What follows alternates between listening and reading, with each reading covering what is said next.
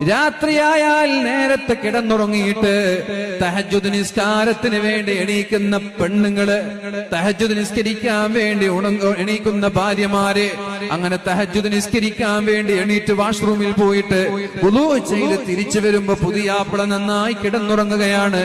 ആ പുതിയാപ്പിളയുടെ മുഖത്തേക്ക് തന്റെ കയ്യിലുണ്ടായിരുന്ന വെള്ളം കുടഞ്ഞ് തന്റെ ഭർത്താവിനെ തഹജ്ജുദ് നിസ്കരിക്കാൻ പ്രേരിപ്പിക്കുകയും എന്നിട്ട് രണ്ടുപേരും ഒന്നിച്ച് നിസ്കരിക്കുന്ന ഒരു കുടുംബമാണെങ്കിൽ അവരുടെ ദാമ്പത്യ ജീവിതം മനോഹരമായിരിക്കുമെന്ന് പരിശുദ്ധ റസൂലുള്ളാഹ് റഹിമല്ലാഹു റഅൻ, അല്ലാഹുവിന്റെ റഹ്മത്ത് ആ കുടുംബത്തിൽ ഉണ്ടാകുമെന്നാ പറഞ്ഞത്.